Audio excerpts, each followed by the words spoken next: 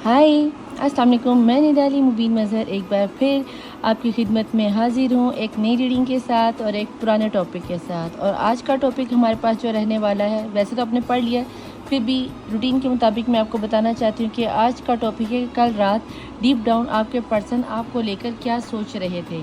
तो let's start, देखते हैं।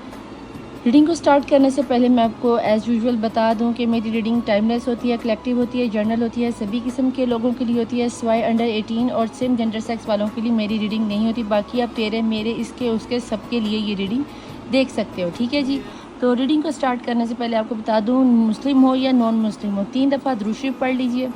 अगर आप मुस्लिम हैं तो 3 दफ़ा दुरूद शरीफ पढ़ लीजिए और अपने दुआओं के लिए हाथ फैला लीजिए। और अगर नॉन मुस्लिम है तो अपने रिलीजन के मुताबिक आप कोई भी रिचुअल अदा कर सकते हैं। और अगर आप दुआ में शामिल नहीं होना चाहते तो ठीक 9 मिनट से 10 मिनट वीडियो को टैप टैप करके ठीक 10 मिनट आगे जाकर रीडिंग पर डायरेक्ट स्टार्ट हो सकते हैं, ठीक है जी। तो बिस्मिल्लाहिर्रहमानिर्रहीम। अल्लाहुम्मा सल्ली अला मोहम्मद वाले मोहम्मद वाजिल फ़राजहुम। अल्लाहुम्मा सल्ली अला मोहम्मद वाले मोहम्मद वाजिल फ़राजहुम। अल्लाहुम्मा सल्ली अला मोहम्मद वाले मोहम्मद वाजिल फ़राजहुम। ए अल्लाह, ए यकता, ए यगाना, ए मौजूदा, ए बहुत ज़्यादा सही, ए फैलाने वाले, ए करम करने वाले, बहुत ज़्यादा देने वाले, बहुत ज़्यादा इंसाफ करने वाले, अरहम राहिमीन, ए अरहम राहिमीन, ए अरहम राहिमीन। तू रहमान है, तू रहीम है। मैं तुझे वास्ता देती हूँ तेरे रहमान होने का। जिस तरह तूने अपने रसूलों की मदद में, इस तरह हमारी मदद फरमा दे। जिस तरह तूने अपने कलाम कुरान पाक की हिफाजत में, इस तरह हमारी मदद में। जिस तरह तूने हज़रत आदम अलैहिस्सलाम की ख़ताओं को माफ़ फरमाया, हमारी ख़ताओं को माफ़ फरमा दे। ए मेरे खालिक मालिक, जिस तरह तूने हज़रत अय्यूब अलैहिस्सलाम को मुश्किलात में डालकर, आजमाइश में डालकर सब्र इस्तक़लाल करने की तौफ़ीक अता फरमाई, हम लोगों को भी सब्र इस्तक़लाल करने की तौफ़ीक अता फरमा और हमारी आजमाइश की तावील को ख़त्म फरमा दे। मेरे खालिक मालिक, जिस तरह तूने हज़रत इब्राहीम को आतिश नमरूद से बचाकर उनकी आग को गुले गुलजार बना दिया, मौला इस आजमाइश के दौर में इन मुश्किलों से हमारी आजमाइशों को ख़त्म फरमा के हमें अपनी रहमतों के गुलजारी जन्नत में डाल दिया। मेरे खालिक में जिस तरह तूने हज़रत इस्माइल को कुर्बानी अजीम की ज़िबा अजीम की नेमत अता फरमा के उनको क़यामत तक के लिए अमर कर दिया। मेरे खालिक मालिक, इसी तरह हमें शहादत हुसैनी देकर क़यामत वाले दिन तक के लिए सुरखरू फरमा दिया। मेरे खालिक मालिक, जिस तरह तूने हज़रत नूह अलैहिस्सलाम को सफ़ीना निजात अता फरमाई, मौला हमें सफ़ीना फ़ातिमिया और सफ़ीना हुसैनी अता फरमा दिया। मेरे खालिक मालिक, जिस तरह तूने गायबी वसीले से हज़रत यूनुस अलैहिस्सलाम को मछली के पेट से निकाला, मौला हमें इस दौरे दज्जाल से निकाल दिया। मेरे खालिक मालिक, जिस तरह तूने हज़रत यूसुफ अलैहिस्सलाम को अंधेरे कुएं से निकालकर मिस्र की शहंशाह बादशाह हुक्मरानी अता फरमा दी। जुलेखा जैसी कि पालने वाली के दिल में हज़रत यूसुफ अलैहिस्सलाम की मोहब्बत डाल दी और उनके ऊपर बंद दरवाजे खोले। मेरे खालिक व मालिक, इसी तरह हमें वसवसों के झूठे दलदलों से निकाल कर, वहमों में, अंधेरों में, नाउमीदियों में, मायूसियों के अंधेरों से निकाल कर फतह और कामयाबी की रोशनी की मार्फत की, इस्लाम की मार्फत की, दीन की मार्फत की रूहानियत को अता फरमा दे, बुलंदियों पर पहुंचा दे, हमें वैसा बना दे जिस तरह का तू देखना चाहता है। मेरे खालिक मालिक, मैं तुझे वास्ता देती हूँ तेरे प्यारे महबूब का, जिस तरह तूने बीबी मरियम अलैहिस्सलाम की गैबी वसीले से मदद फरमा के हज़रत ईसा जैसे नबी के साथ उनकी गोद को मुनव्वर फरमाया, हमें उसी तरह अपनी हिफाजत में फरमा ले। जिस तरह तूने 1,24,000 पैगम्बरों की मदद, मेरे खालिक में जिस तरह तूने हज़रत मूसा अलैहिस्सलाम की गुनाहगार उम्मत पर मनो सलवा उतारा है। मेरे खालिक में मौला हसन के दस्तरखान से, जन्नत के दस्तरखान से हम सब बेरोज़गारों पर, बेकार लोगों पर, गुनाहगार लोगों पर, हम सब पर अपनी रहमत के मनो सलवा उतार दे, चाहे वो रिज़्क़ की शक्ल में है, चाहे औलाद की शक्ल में, ना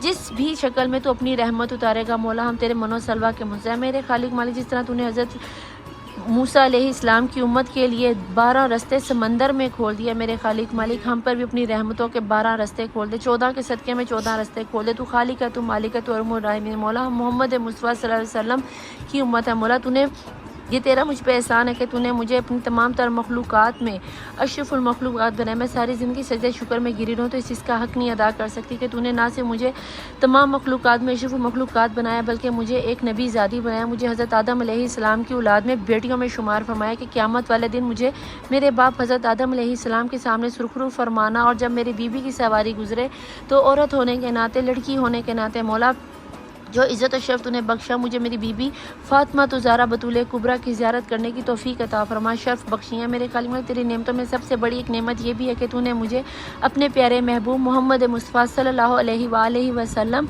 के उम्मत में शामिल फरमाया, उनके जान निसारों में, वफ़ादारों में, ग़ुलामों में शामिल फरमाया, आशिकों में शामिल फरमाया। मैं मेरे किरदार को इतना बुलंद कर दे, इतना पाको पकीज़ा कर दे, मेरे ज़ाहिर को, मेरे बातिन को, कि जब लोग मुझे देखें तो मुझे मेरे नाम से नहीं, मुझे मेरे किरदार से जाना जाए कि ऐसी होती हैं मोहम्मद की सल्लल्लाहु अलैहि वसल्लम की कनीज़ें, ऐसी होती हैं फ़ातिमा ज़हरा सलामुल्लाह अलैहा की कनीज़ें, ऐसे होते हैं उम्मत मुसलमा के लोग या उम्मती है। मेरे खालिक का मालिक जब मेरे किरदार को इतना बुलंद कर दे कि जब क़यामत की रोज़ मोहम्मद मुस्तफ़ा सल्लल्लाहु अलैहि वसल्लम की सरदारी का ताज मेरे सर पे रखा जाए तो मौला मेरे कंधे उसको उठाने के काबिल, और मुझे 12 इमाम 14 मासूमीन और आले मोहम्मद आले के सदके मुझे उनके सामने सुरखरू फरमा देना है। मेरे खालिक मालिक तेरे नेमतों में सबसे बड़ी एक नेमत ये भी है कि तूने अपनी वहदानियत के बाद मोहम्मद मुस्तफ़ा सल्लल्लाहु अलैहि वसल्लम की रिसालत और मोहम्मद मुस्तफ़ा सल्लल्लाहु अलैहि वसल्लम की रिसालत के बाद मौला अली अलैहिस्सलाम 12 इमाम 14 मासूमीन की इमामत को कूट कूट के मेरे जिस्म में, मेरी रग रग में भरा है। मेरे खालिक मालिक मैं तेरी सारी ज़िंदगी सजदा शुक्र में गिरी हूँ तो इस चीज़ का हक़ नहीं अदा करती। मौला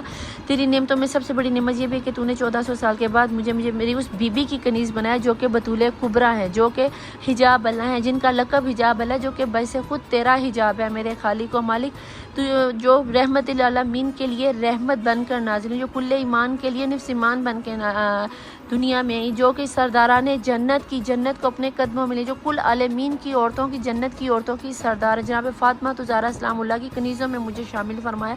ए मेरे खालिक मालिक बीबी फ़ातिमा ज़हरा की चादर ततहीर के सदक़े में उम्मत मुस्लिमा की हर बच्ची को पर्दा करने की तौफ़ीक अता फरमा, और दुनिया में जहाँ कहीं भी औरत है जिस भी मज़हब की मौला उसकी इज़्ज़त की हिफाजत फरमा दिया। मेरे खालिक ने तेरी नेमतों में सबसे बड़ी नेमत ये भी है कि तूने मुझे 1400 साल के बाद ना सिर्फ मौला हुसैन का अज़ादार बनाया बल्कि मुझे मौला हुसैन का ज़वार भी बनाया। मुझे करबला मौला की वो ज़ियारत नसीब करे छोटी सी उम्र में कि जहाँ 1,24,000 पैगम्बरों का ना सिर्फ सजदे हुए बल्कि उनके खून बहे, जहाँ पे मौला हुसैन की ज़ियारत के लिए 70 हज़ार फरिश्ते पल पल में आके मौला हुसैन की ज़ियारत करके जाते और क़यामत तक उनकी बारी नहीं आएगी। मेरे खालिक मालिक मुझे उसी करबला मौला की ज़ियारत मुझे मेरे शोहर, मुझे मेरी औलाद और घर वालों के साथ करने की तौफ़ीक अता फरमा। मौला जिस जिसके दिल में करबला मौला, मशहद काज़मैन, सामरा, शाम, मक्का, मदीना की हसरत है मौला, उन सब के साथ मुझे भी ये ज़ियारत करने की तौफ़ीक अता फरमा। मेरे खालिक और मालिक जिस जिसके दिल में रूहानी मार्फत पाने की तलब है मौला उनको रूहानी मार्फत अता फरमा। जो जो लोग बे औलाद हैं मौला अली असगर के सदक़े में उन्हें साहिब औलाद कर दे। बीबी रुबाब की उजड़ी हुई झोली से बीबी फ़ातिमा ज़हरा सलामुल्लाह अलैहा के शिकस्ता पहलू और मोहसिन की शहादत के सदक़े में सबको साहिब औलाद फरमा दे। जिन्हें बेटों की ख्वाहिश अली असगर की गुलाम अता फरमा दे, जिन्हें बेटियों की ख्वाहिशों ने बालिस कीना की कनीज़ अता फरमा दे। जो लोग पढ़ाई में इम्तिहानात दे रहे उन्हें कामयाबी कामरानी तार दे। हर बेरोज़गार को मौला हसन के दस्तरखान से रिज़्क़ मनोसलवा अता फरमा दे। जो लोग जॉबलेस हैं उन्हें जॉब दिलवा दे। जो परदेश जाना चाहते हैं उन्हें परदेश भिजवा दे। जो परदेश से वापस अपनी फैमिली वालों में आने थे असीराने शाम के सदक़े में उन्हें वापस बुला दे। जो लोग बीमार हैं बीमार करबला मौला सज्जाद अलैहिस्सलाम की बीमारी के सदक़े में उन्हें सेहत और कामला अता फरमा दे। जिन लोगों ने मेरे ज़िम्मे दुआएं लगाई उनकी भी दुआओं को कबूलियत की मोहर लगा, सेहत और तंदुरुस्ती अता फरमा, और जिन्होंने नहीं लगाई वो खुद इस वक्त दुआ में हाथ फैलाए बैठे हैं। मौला फ़ातिमा ज़हरा के शिकस्ता पहलू के सदक़े में, तहज्जुद में रुकू की हालत में पैरों में आने वाली सूजन के सदक़े में, दुआए ज़हरा मौला गाजी बास के कटे हुए बाजुओं का वास्ता देकर तुझसे मांगती मौला इन सब की दुआओं पे कबूलियत की मोहर लगा दिया। मेरे खालिक मालिक जो बेजुर्म असीर है असीराने शाम के सदक़े में मौला उनको रिहाई की खबर सुना दे। उन ख़ास करके उस बीबी के सदक़े में जो मदीने से शाम तो गई मौला, वहाँ से आज तक कभी वापस नहीं आई मौला। कभी अपने बाबा से 10 मुहर्रम के बाद बिछड़ने के बाद कभी अपने बाबा को दोबारा देख नहीं पाई। उस 4 साल मासूमा सकीना का वास्ता दे के कहती मौला हर बेजुर्म असीर को रिहाई की खबर सुना दे, हर परदेसी को खैरोफियत उसके घर वालों से मिला दे। मेरे खालिक में हर माँ बाप की औलाद को फरमा बरदार बना दे। मेरे खालिक में हर मियाँ बीवी के सर को मिला दे। मौला जो लोग जिन लोगों की शादियां नहीं हुई हैं मेरे खालिक में जिन जोड़ों की शादियां नहीं उनके जोड़े मिला दे। जो लोग सच्ची मोहब्बत करते हैं और किसी दुनिया वालों की रुकावटों की वजह से उनकी शादियां हो रही, हज़रत यूसुफ अलैहिस्सलाम और ज़ुलेखा के निकाह के सदक़े में उनके निकाह करवा दिया। मेरे खालिक में जिनकी शादियों में डिले हो गए, चाहे वो लड़कियां हैं चाहे वो लड़के हैं मौला बीबी खतीजा तो सलामुल्लाह अलैहा और रसूलुल्लाह सल्लल्लाहु अलैहि वसल्लम की अक़द के सदक़े में उनके निकाह करवा दिया। मेरे खालिक में तो अरहमुर राहिमीन में 1,24,000 पैगम्बरों को गवाह करके 12 इमाम 14 मासूमीन के दुश्मनों पर लानत करती थी। फ़ातिमा ज़हरा सलामुल्लाह अलैहा दुनिया की सबसे सच्ची खातून थी, खातून हैं और जन्नत क़यामत तक सच्ची रहेंगी। मैं फातिमा ज़हरा सलामुल्लाह अलैहा के हक़ खाने वालों पे लानत करती हूँ, घर जलाने वालों पे लानत करती हूँ, बीबी फातिमा ज़हरा पे हाथ उठाने वालों पे लानत करती हूँ, मोहसिन को शहीद करने वालों पे लानत करती थी, लानत करती हूँ, लानत करती रहूँगी। ए मेरे खालिक मालिक, मैं कुल आलमीन की मखलूक को अगवा करके आपको ये शहादत देती हूँ। मैं अपने वक्त के इमाम सैफुर रसूल ज़मान को अपनी ये शहादत देती हूँ, अपने हाथ को सीधा करके खड़ा करके इमाम अमानत रखवाती हूँ कि जब मैं मरूँ, मैं इसी शहादत पे मरूँ। मुझे सूरत यासीन, ज़ियारत शुरा, दुआए नाहिया, दुआए नुतबा पढ़ कर मौत नसीब हो। ज़ियारत शुरा पढ़ के इमाम सलाम, इमाम ज़ियारत इमाम हुसैन पढ़ कर मुझे मौत नसीब हो। मैं अपनी शालिक माए तो अरहमुर राहिमीन है, तो अरहमुर राहिमीन। मैंने जो मांगा वो भी अता कर, मैं जो नहीं मांग सकी वो भी अता कर। जिस किसी ने मेरे ज़िम्मे जो जो दुआ लगाई, जिसके नाम याद है, जिनकी शक्लें याद है, जिनके अरीज़े मेरे पास है मौला, मैं वो सब अरीज़े तेरी बारगाह इलाही में रखती हूँ। तू इसे अपनी बारगाह इलाही में कबूल और मंजूर फरमा। आमीन सुम आमीन। अल्लाहुम्मा सल्ली अला मोहम्मद वाले मोहम्मद वाजिल फ़राजुम, अल्लाहुम्मा सल्ली अला मोहम्मद वाले मोहम्मद वाजिल फ़राजुम, अल्लाहुम्मा सल्ली अला मोहम्मद वाले मोहम्मद वाजिल फ़राजुम। Welcome to my channel the tarot world. Nida Ali Mubeen Mazhar 1616। आंखों सुनते कानों, आप सबको मैं निदा अली मुबीन मज़हर का ढेर सारा प्यार, ढेर सारी मोहब्बत और ढेर सारा थैंक यू सब उन लोगों के लिए जिन्होंने मेरे चैनल को लाइक किया, सब्सक्राइब किया और मुझे ढेर सारा प्यार करते हैं। ठीक है जी, तो रीडिंग को स्टार्ट करते हैं। टॉपिक आप जान चुके हैं, तो लेट्स स्टार्ट। देखते हैं कि कल रात से लेके अब तक और अभी जब आप ये रीडिंग को तक पहुँचे, आपके पर्सन किन थॉट्स में थे, उनकी क्या एनर्जी है और आपकी क्या एनर्जी है। ठीक है जी, लेट्स स्टार्ट। अपने आप को पॉजिटिव एनर्जीज में कर लीजिए और देखते हैं एंजल्स को क्या नज़र आता है। कार्ड्स मैंने अच्छे से शफल कर लिए हुए हैं, दुआ मैंने मांग ली थी आप लोगों के साथ मिलकर, और रीडिंग को स्टार्ट करने से पहले भी कार्ड शफलिंग होती है, तो इस चीज़ की टेंशन ना लिया करें कि निदा अभी आपने एक दफ़ा स्प्रेड खोलने के बाद स्प्रेड डाल दिया है। मैच्योरिटी, मैच्योरिटी, ठीक है जी। बॉटम ऑफ द डेक की एनर्जी में आ गया है मैच्योरिटी। बिस्मिल्लाहिर्रहमानिर्रहीम। Conditioning, we are the world, wow very nice energy यार।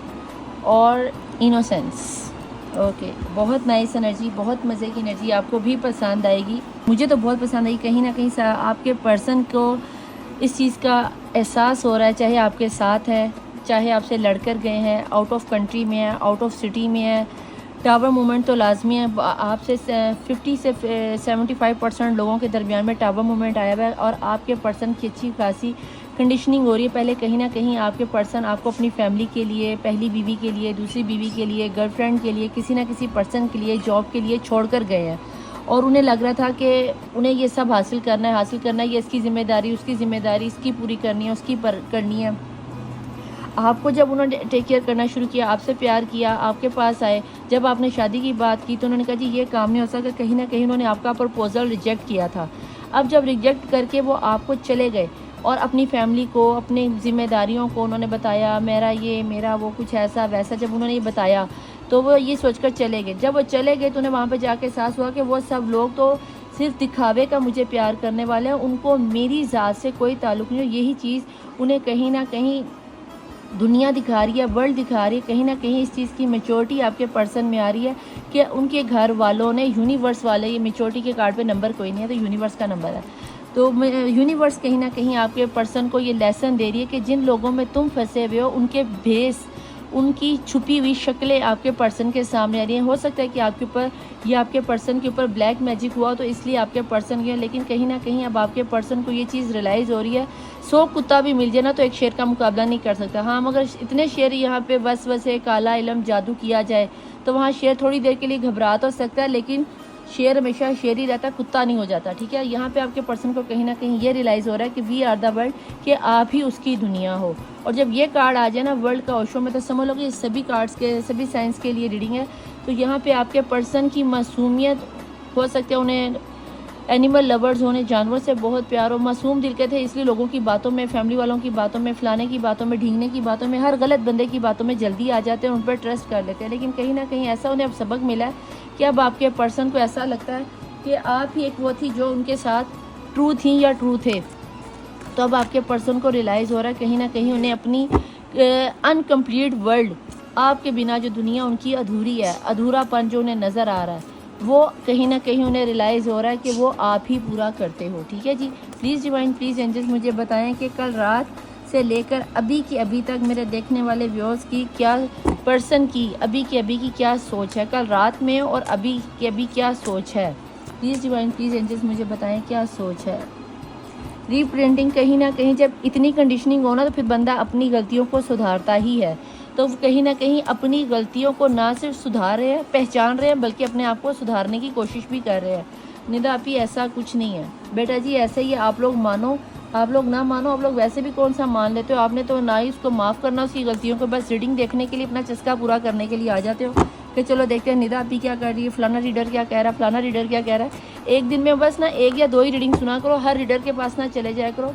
तो क्योंकि जितनी ज़्यादा रीडिंग सुनोगे ना उतने ज़्यादा आप कंफ्यूज हो जाओगे। दिन में 2 या मैक्सिमम 2 या 3 ही सुना करो। प्लीज़ डिवाइन प्लीज़ एंजल इसके अलावा बताएं कि आप मेरे देखने वाले व्यूअर्स के पर्सन की एनर्जीज में क्या आ रहा है। सोलमेट, ये कल भी आया था, याद है। तो जनाब यहाँ पे कहीं ना कहीं आपके पर्सन को ये भी रियलाइज़ हो रहा है मेच्योरिटी के साथ कि आप लोग ही सोलमेट हो। उन्हें ये चीज़ बहुत अच्छे से कंफर्म तौर पर पता है। अब ये चीज़ आपको भी पता है, आपको तो शायद यूँ रीडिंग के थ्रू पता है, लेकिन कहीं ना कहीं आपको मैं ये बता दूँ कि आपके पर्सन भी टैरो रीडिंग लेते हैं, किसी हीलर के पास जाते हैं, कोई दम शम करवाते हैं। आपके पर्सन को ये बहुत अच्छे से पता है, या फिर उन्होंने टैरो रीडिंग सुनना शुरू कर दी है, या फिर क्या नाम था किसी ऐसे बंदे को के साथ बात करना शुरू कर दी जिसको इस चीज़ का नॉलेज है और वो इसे गाइड कर रहा है कि हाँ भाई तुम्हारा इस बंदी के साथ, इस बंदे के साथ कनेक्शन है, सोलमेट हो, मियाँ बीवी का रिश्ता है, कुछ इस तरह का पाक मोहब्बत है। तो एक दूसरे के साथ गलत बयानी ना करो। कंपेटेबिलिटी कहीं ना कहीं आपके पर्सन को पता है। एक आप ही वो बंदी या बंदे हो जो उनकी विश को फुलफ़िल करते हो, एक आप ही वो बंदे हो जो उनके लिए मेड फॉर ईच अदर। तभी उन्होंने कहा, तभी वो सोचने पे मजबूर हो गए कि वी आर द वर्ल्ड, के एक तुम ही हो जो मेरी सोचों को, मेरी ख्वाबों को, मेरे काम को उड़ान देते हो, ताकत देते हो, पावर देते हो, मुझे हील करते हो, दुनिया से इन बलाओं से लड़ने की पावर देते हो। ठीक है जी। तो जनाब please divine please angels energies बहुत ही अच्छी हैं, बहुत अच्छा खासा आपके पर्सन को पछतावा है। मुझे तो लगता है कि आपके पर्सन रातों में उठ के रोते होंगे, यार मेरे से क्या गलती हो गई है। और यहाँ पे आ गया है जी इमोशनल फ्रीडम। आपने कहीं ना कहीं अपने पर्सन को अच्छी खासी फ्रीडम दे रखी थी, जिसकी वजह से आपके पर्सन जो हैं अब आपको शिद्दत से मिस करते हैं। उन्हें कहीं ना कहीं ये तो पता है कि आपकी जो एनर्जी आ रही है वो उन्हीं से हील होते हैं। ठीक है जी। तो देखते हैं कि बॉटम ऑफ द डेक में क्या निकल के आता है। द डिस्ट्रॉय फेमिनिन, और उसके नीचे है जी छुपी हुई एनर्जी में लवर्स। प्यार तो आपको बहुत करते हैं, आप नहीं उनकी लाइफ में, तो ये उनका है और ये उनकी छुपी हुई एनर्जी है। आपको दिखाते हैं कि आपको इतना तो डिस्ट्रॉयड वुमेन का इससे ये तो अंदाज़ा आपको हो जाएगा कि ये जो बंदा है बहुत ज़्यादा आपके बिना अधूरा है। लेकिन कहीं ना कहीं इस बंदे ने आपको छोड़ने के बाद जो मिस्टेक कर दी है ना, वो मिस्टेक इससे अच्छा खासा खमियाजा ले गई। और अगर वो खमियाजा ले रही है तो आपके पर्सन को तो अब लग पते जाएंगे कि हुआ क्या। लेकिन इतनी अच्छी छंड परेड बहुत ही कम देखने में आती है। और इमोशनल फ्रीडम जिस बंदे या बंदी के साथ इस वक्त आपके पर्सन है ना, वहाँ पे उन्हें इमोशनल फ्रीडम नहीं है। वो खुल के कोई बात कर नहीं सकते। जो बात वो खुल के, हर तरह की बात जो वो आपके साथ कर सकते हैं ना, कि यार ये हो गया, यार वो हो गया, वो कहीं ना कहीं ख़त्म हो गया। चाहे वो सेक्सुअल फ्रीडम है, चाहे वो इमोशनली फ्रीडम है। मैं ये नहीं कहती कि आप लोग इंटरमिसी के बारे में जब आप लोग बात करते होगे तो आहो आहो वाली चैट नहीं होती होगी। चैट हर तरह की आप लोग करते हो। यानी कि आप लोगों की बातचीत में इस तरह का होगा कि हिचकिचाहट नहीं है। कोई भी बात खुला डुले तरीके से आप लोग एक दूसरे के साथ हर तरह की बात कर लेते हो।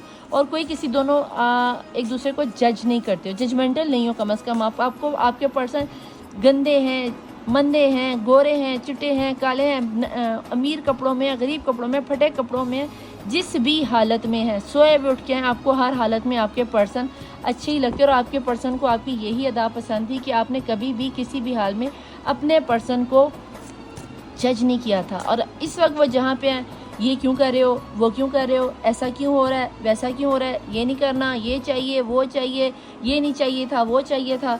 आपने कभी अपने पर्सन के आगे कोई डिमांड रखी ही नहीं। और जिस पार्टी में इस वक्त मौजूद है वहाँ पर डिमांड्स के अलावा और कोई चीज़ है ही नहीं। प्लीज़ डिवाइन प्लीज़ एंजल्स मुझे ये बताएं कि इस वक्त जो मेरे पर्सन देख रहे हैं, जो मेरे व्यूअर्स देख रहे हैं, उनके पर्सन की इस वक्त की करंट एनर्जीज क्या आ रही हैं। रिश्ते को सुधारने की एनर्जी है, कहीं ना कहीं वो रिश्ते को सुधारना चाह रहे हैं, कोई वे बना रहे हैं। मुझे आपकी तरफ उनकी तरफ से कॉल टेक्स्ट मैसेज आता हुआ नज़र आता है, लेकिन शायद थोड़ा सा टाइम ले जाए, क्योंकि अभी वो अपनी ज़ात पर वर्क कंडीशनिंग हो रही है ना, अभी वो अपनी ही गलतियों को सुधार रहे हैं, और जो गलती सुधार रहे हैं उसके बाद वो देख रहे हैं कि क्या मैं इसको सही कर पाऊँगा। और यहाँ पे आ गया है जनाब स्टार। उनकी कहीं ना कहीं फ्रीडम है, विश है, उनकी कहीं ना कहीं ये विश है कि भैया मेरी पर्सन ही मुझे मिल जाए। और वो आया भी वर्ल्ड के कार्ड के नीचे विश है, आप ही उनकी दुनिया, उनको ये अच्छे से पता है, आप ही उनके कंपेटिबल हो, और आप ही उनके लिए उनके सोलमेट से कम नहीं हो।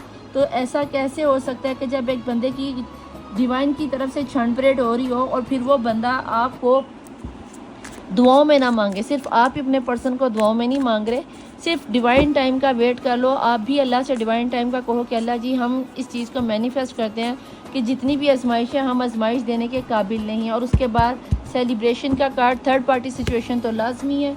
आपके पर्सन कभी आपको सोचते हैं और कभी थर्ड पार्टी को सोचते हैं। हो सकता है थर्ड पार्टी में उनकी वाइफ हो सकता है कोई बहन हो सकता है कोई दरानी जेठानी हो, और ये भी हो सकता है कि उनकी माँ हो। ठीक है जी, तो कुछ ना कुछ प्रेशर आपके पर्सन के ऊपर लाजमी है। ये अब आपको पता होगा ज़्यादा बेहतर कि वो प्रेशर किस चीज़ का, वर्क का प्रेशर भी हो सकता है, जॉब का प्रेशर भी हो सकता है। कहीं ना कहीं मुझे आपके पर्सन एक बहुत ज़बरदस्त पावरफुल फ़ैसला लेते हुए नज़र आते हैं, और इस दफ़ा का फ़ैसला डेफिनेटली ये आपके हक़ में होगा। लेकिन यहाँ पे ये बता दूँ कि यहाँ पे अभी तक मुझे कोई ख़ास एक्शन होता हुआ नज़र नहीं आता। ये उनकी डीप डाउन थॉट्स और फीलिंग्स है। मैं आपको ये बता दूँ, आप कहते हो कि निदा आप एक्शन की बात करती हैं, लेकिन उनकी तरफ से एक्शन आता नहीं, क्योंकि ये उनकी सोचे है। यहाँ पे वो कंडीशनिंग उनकी हो रही है, उनकी अपनी हीलिंग हो रही है। उन्हें कहीं ना कहीं आपकी वर्थ पता चल रही है। तो अगर उन्हें आपकी वर्थ पता चल रही है तो भैया थोड़ा सा तो टाइम लगेगा ना। कोई बंदा बीमार है तो उसको रिकवरी करने में थोड़ा सा तो टाइम लगता है। यहाँ पे कहीं ना कहीं मुझे किसी के ना घर में कोई मेहमान आता हुआ नज़र आता है, जो कि आपके घर में कहते हैं कि मेहमान खुशी का फरिश्ता होता है, लेकिन यहाँ पे मुझे ऐसा लगता है जैसे ये मेहमान आपके लिए जहमत ही बन के आएगा। कुछ ना कुछ ऐसी तवीज़ धागा लेकर आएगा, या फिर कुछ इस तरह का सिनेरियो चला देगा कि आपकी बनती गेम बिगड़ जाएगी, आपको गुस्सा बहुत आ जाएगा। आपने किसी ना किसी तरीके से अपने गुस्से को कंट्रोल करना है, अपनी एनर्जी को किसी पे ज़ाया ना होने देना। अपने आप को जिस भी एनर्जी में आप लोग जा रहे हो इसको ज़ाया मत करना, अपने आप को मैनिफेस्ट करो। ये जो आप अटके पड़े हो अपने गुस्से पे कंट्रोल पाओ। कहीं ना कहीं आप अपने गुस्से पे कंट्रोल नहीं कर पा रहे हो। आपको लग रहा है कि जैसे सारी दुनिया, ये पर्सन मेरी लाइफ में नहीं है तो मुझे किसी सारी दुनिया ने धोखा दे दिया है। तो बेटा ऐसा नहीं होता। जब अल्लाह की तरफ से कंडीशनिंग आ रही थी, कहीं ना कहीं मुझे ऐसा भी लग रहा है कि जैसे आपके पर्सन को ये चीज़ भी रियलाइज़ हुई है कि इन्होंने आपको धोखा दिया। पहले कभी इन्हें लगता था कि आप इन्हें धोखा दे के जा रहे हो। कंडीशनिंग में इन्हें ये भी रियलाइज़ हुआ है कि इन्होंने अपने घर वालों की बात मानते हुए, बॉस की बात मानते हुए, आउट ऑफ कंट्री में जॉब करने सिलसिले में कहीं ना कहीं आपके साथ धोखा कर दिया, जो कि वो आपको ये तकलीफ़ देना नहीं चाह रहे थे। क्योंकि उन्होंने फ़ैसला तो अपनी तरफ से बहुत सोच समझ के लिया, लेकिन लिया क्या, ले उल्टा लिया। अगर ये फ़ैसला सीधा लिया होता तो डेफिनेटली आज आप लोग दोनों साथ में होते। प्लीज़ डिवाइन, प्लीज़ एंजल्स मुझे बताएं बॉटम ऑफ द डेक की एनर्जी में क्या एनर्जी है। लें जी, मैजिक आ गया है बॉटम ऑफ द डेक की एनर्जी में। मैंने आपको पहले ही कहा कि कोई लेडी की एनर्जी मुझे नज़र आ रही थी, चाहे उसकी माँ है, बहन है, बीवी है, दरानी जेठानी, ये कोई भी हो सकता है। लेकिन ये जो भी कोई बंदी है आपके पर्सन को पूरी तरह से होल्ड किए हुए। और ये कार्ड को मैंने यहाँ शुरू में ही कह दिया था कि आप मुझे कोई मैजिक के असरात नज़र आते हैं, और अगर कोई मैजिक के असरात थे तो भैया सबसे पहले तो इस मैजिक के असरात को, ब्लैक एनर्जीज को ख़त्म कराओ। क्योंकि मुझे हाई प्रीसेस की एनर्जी में ये औरत बहुत ज़्यादा पावरफुल लगती है। कहीं ना कहीं ऐसा लगता है जैसे आप इस औरत के मुकाबले में, या तो आप इस औरत को बिल्कुल ही नहीं जानते, और अगर जानते हो तो फिर इतने अच्छे से जानते हो कि इतने अच्छे से आप अपने पर्सन को भी नहीं जानते कि ये औरत क्या कुछ कर सकती है। और ये डेफिनेटली कोई लेडी की एनर्जी है। यहाँ पे किसी मुझे मेल की एनर्जी नज़र नहीं आती, चाहे आप देखने वाले मेल हो या फीमेल हो। जजमेंट का कार्ड वो भी चुन्नू मुन्नू डेक में से, एंजल डेक में से निकल कर आया है। तो इसके ये आपके लिए समझ लो कि एक हैप्पी चार्म हो सकता है, लकी चार्म हो सकता है कि आपके लिए जजमेंट आती हुई नज़र आती है। कहीं ना कहीं आपके लिए कुछ फ़ायदा होता हुआ नज़र आता है। तो देख लेते हैं जनाब। Please join, please angel. अगर आपके दिल में कोई सवाल, कोई यानी कि वहम गुमान कुछ हो तो आप एंजल से पूछ सकते हो। लेकिन यहाँ पे मुझे पर्सन आपको बहुत ज़्यादा मैनिफेस्ट करते हुए, बहुत ज़्यादा आपसे अल्लाह को मांगते हुए नज़र आते हैं, अपनी गलतियों का खसारा करते हुए नज़र आते हैं। और जब कोई काम बिगड़ जाता है ना, याद रखना, रायता फैलाना तो आसान काम है, रायते को समेट के जगह को साफ़ करना ही मुश्किल काम है, और वो थोड़ा सा वक्त लगेगा। बहुत शिद्दत से मैनिफेस्ट कर रहे हो वी आर दी वर्ल्ड के साथ, सोलमेट के साथ, कंपेटेबिलिटी के साथ, यहाँ पे यूनिकॉर्न की एनर्जी, सेक्सुअल फ्रीडम के साथ। कहीं ना कहीं तो मुझे ये लगता है कि आपके पर्सन आपको बहुत शिद्दत से अभी के अभी भी मिस कर रहे हैं, और अभी भी उनकी कोशिश है कि अगर आपकी तरफ से कोई कॉल, टेक्स्ट, मैसेज आ जाए तो वो झट से आपको रिप्लाई दे देंगे। लेकिन आपने गलती से भी ये काम नहीं करना। इस पर्सन को रियलाइज़ होने दो, अपनी गलती का एहसास होने दो, ये खुद से आएंगे। आपने कुछ नहीं करना, आपने सिर्फ अल्लाह के भरोसे पे छोड़ना। प्लीज़ डिवाइन, प्लीज़ एंजल्स, मुझे बताएं यहाँ पर मेरे देखने वाले व्यूअर्स को आप क्या मैसेज देना चाहेंगे कि ऐसे महीने क्या करना चाहिए। यस, आपका जो भी सवाल था बिग यस है। मैंने भी आपको कहा कि आपको कुछ नहीं करना, आपको सिर्फ वेट करना है। तो बिल्कुल जी, आपको सिर्फ वेट ही करना है। अगर आपको लगता है कि मैंने कहा कि आपकी एनर्जी में अच्छा खासा ब्लैक मैजिक हुआ है, डेफिनेटली हुआ है। अगर मैंने आपको कहा कि आपके पर्सन आपको हील करने के बाद उन्हें अच्छे से रियलाइज़ हुआ कि आप उनकी दुनिया हो, आप उनके सोलमेट हो, आपसे वो शादी करना चाहते हैं, वो ये फ़ैसला ले चुके हैं, उन्हें ये रियलाइज़ हो गया कि इन्होंने आपको धोखा दिया, आपने नहीं दिया, तो इस रीडिंग में इस वक्त जितनी भी पॉजिटिव एनर्जी वो सब की सब एक बिग यस है। प्लीज़ डिवाइन, प्लीज़ एंजल्स, इसके अलावा बताएं आप क्या बताना चाहते हैं। इम्प्रूविंग हेल्थ की आ गई क्यों है, यहाँ पे कंडीशनिंग आ रही है। कहीं ना कहीं अपने आप को हील कर रहे हैं, उनकी हेल्थ ख़राब हो सकती है, आपकी हेल्थ ख़राब हो सकती है ओवर थिंकिंग की वजह से। तो देख लेना, हो सकता है कि आपकी फैमिली में कोई बीमार हो, या फिर उनकी फैमिली में कोई बीमारी का मसला बन गया हो, कोई माँ बीमार हो, बहन बीमार, भाई, बच्चा, कोई भी हो सकता है उनका ध्यान इस वक्त उधर हो। प्लीज़ डिवाइन, प्लीज़ एंजल्स बताएं नेक्स्ट क्या है। इफ़ यू बिलीव, अगर आप यकीन कर लो, अगर कर लोगे तो भाई ये रीडिंग डेफिनेटली आप लोगों के लिए ही है, और अगर नहीं करोगे तो उसमें भी आप ही की मर्जी है। इफ़ यू बिलीव, एंजल्स ने आपको कह दिया है, ये अब आप पे डिपेंड करता है। Take action. अगर बिलीव करते हो और आप लोगों को लगता है कि आपके एक्शन लेने से आपके पर्सन आ जाएंगे, देन एक्शन लेना, अदरवाइज एक्शन लेने की आपको ज़रूरत नहीं है। फॉरगिवनेस, वो भी बॉटम ऑफ द डेक की एनर्जी में। ए मेरे हाथ जुड़े ने, उन्हों माफ़ कर दो, अपने पर्सन को तो करो ना करो, मुझे माफ़ कर दो। ये कार्ड क्यों हर 2 दिन के बाद आ जाता है, और आया भी देखो बॉटम ऑफ द डेक की एनर्जी में। कित कह रहे हैं कि भैया माफ़ कर दो अपने पर्सन को, उस बेचारे की जान बख्श दो, जो उस बच्चे से गलती हो ही गई है, तो तुम लोग ही माफ़ कर दो। आप लोग भी कहते हो कि नहीं जी हम महान हैं, हम नहीं करेंगे। आपके पर्सन के स्टार्स में बता दूँ तो यहाँ पे मुझे एक्वेरियस का कार्ड बहुत ज़्यादा, पाइसिस का कार्ड, जेमिनी का कार्ड, लिब्रा का कार्ड, वर्ल्ड के कार्ड के साथ सारे ही आ जाते हैं। यहाँ जजमेंट के कार्ड, कैप्रिकॉर्न की एनर्जी, कैंसर की एनर्जी, लियो की एनर्जी बहुत ज़्यादा स्ट्रॉन्ग नजर आती है। यहाँ डेट ऑफ बर्थ में अगर बताऊँ तो मुझे 4 की एनर्जी, 1 की एनर्जी, 9, इसके अलावा 27, 22, 31, 11,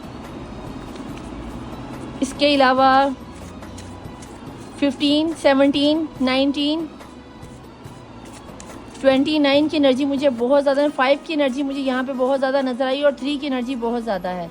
तो ये थे आपकी पर्सन के डेट्स, और शायद उनका महीने मैंने बता दी। देखते हैं आपके पर्सन की तरफ से अगर वो आपको कुछ कहना चाहते तो क्या निकल के आता है। ठीक है जी।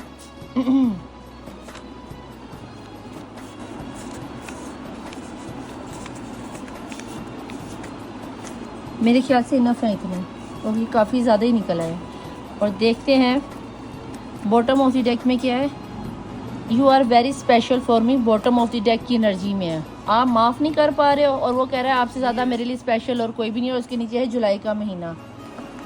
भैया अगर ये देखो, ये बॉटम ऑफ द डेक की एनर्जी में है कि you are very special for me. अगर आपके पर्सन के लिए आप इतनी स्पेशल हैं तो भैया आप भी थोड़ी सी रहम दिली दिखाओ। आपके पर्सन आपकी लाइफ में लौट के आ जाएं। ठीक है जी।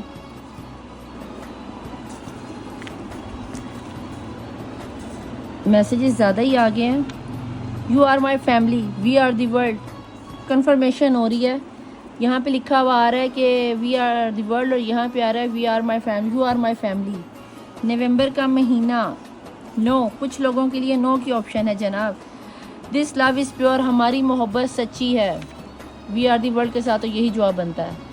डोंट लीव मी अलोन, कभी भी उसे अकेले छोड़ के मत जाना। वो जितना मर्जी आपको ऊपर से गुस्सा दिखाए, लेकिन आपने उसको नहीं छोड़ना, ये उसकी आपके लिए रिक्वेस्ट है।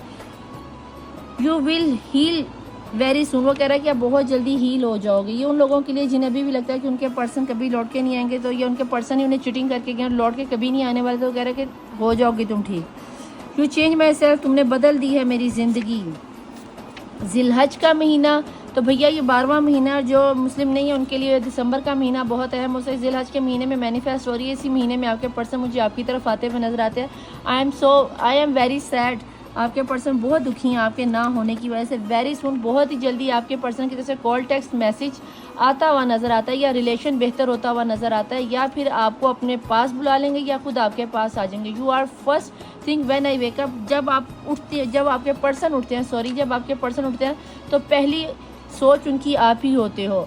आई hope it's not to be late, उन्हें लगता है अभी इतनी देर नहीं हुई, अभी थोड़ा सा और वेट कर लो, अभी उन्हें लगता है कि लेट नहीं हुई तो आप भी थोड़ा सा कर लो। यू आर सो इनोसेंट, वो कहते हैं तुम बहुत ज़्यादा मासूम हो। I will call you very soon के साथ उन्होंने कह दिया कि बहुत ही जल्दी वो आपको कॉल, टेक्स्ट मैसेज करेंगे। मे भी इस रीडिंग के फ़ौरन बाद आ जाए, मे भी आने वाले 24 घंटों में आ जाए। वो अभी तक यही सोच रहे हैं, करा ना करा, करा ना करा, तो वो कर लेंगे, ठीक है। डिसीजन उनका यही होगा। ये किंग ऑफ सॉर्ट्स है कि वो आ जाएंगे। सितंबर का महीना बहुत ही अहम आप लोगों के लिए। My ego was stopping me, उनकी ईगो ने उनको रोक लिया, वरना वो आपको कॉल तो बहुत पहले ही कर लेते, आपको जाने ही ना देते। मई का महीना मैंने बोला, कंफर्मेशन हो गई है। आई हैव मदर इशू, ओए होए होए, और ये मैंने आपको यहाँ पे हाई प्रीसेस की एनर्जी में बोला है कि उनको मदर इशू, बहन का या कोई ऐसी एनर्जी ज़रूर है जिनकी वजह से उनको इशू है। You are happy without me, आपके लिए सवाल है कि क्या आप उनके बिना खुश हो। जैसे आपको लग रहा है कि अब वो आपके बिना खुश है, क्या आपको भी ऐसा लगता है वी आर सोलमेट। कन्फर्मेशन 3 दफ़ा बेचारा पूछ रहा है कि हम सोलमेट है, वो आपको बता रहे हैं, आपको मुझे पता है, तू ना मुझे बता। फरवरी का महीना, ये मैंने आपको बोला है कि आपके पर्सन का फरवरी का महीना है। इसके बाद आ गया जी, आई सा यू इन माई ड्रीम, उन्होंने कल रात को अपनी ख्वाब में देखा। इतना मैनिफेस्ट करोगे तो ख्वाबों में ही आओगे, और क्या करोगे, हकीकत में ना मिलने आना, ख्वाबों में आना। इट्स नॉट ओवर येट, कहते हैं अभी ख़त्म नहीं सॉरी, वो कहता है अभी ख़त्म नहीं हुआ, अभी लेट भी नहीं हुआ और अभी ख़त्म भी नहीं हुआ।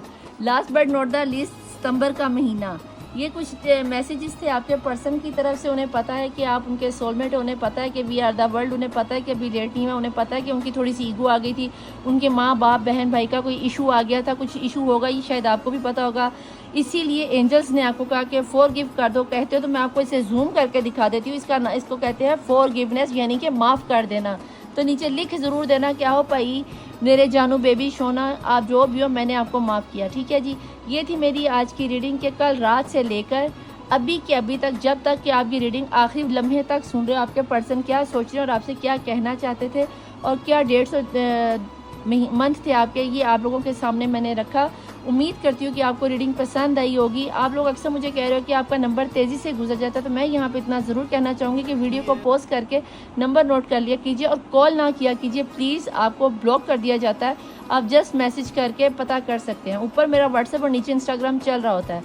अपनी तहज्जुद की नमाज में दुआओं के लिए अपना नाम और अपनी प्रॉब्लम नीचे लिख दिया कीजिए। अपने आपको ये ज़रूर याद करवाते रहा कीजिए, कितनी भी मुश्किल हो, कितनी भी परेशानी हो, कितना भी दुख हो, अल्लाह हम सब के साथ है और अल्लाह हम सबको सबसे बेहतर जानता है। वो हमें हमारी कैपेसिटी से ज़्यादा नहीं आजमाता, ठीक है। फ़इन्ना मल उसरि युसरा, और हर मुश्किल के बाद आसानी है, तो इसलिए आपने टेंशन नहीं लेनी।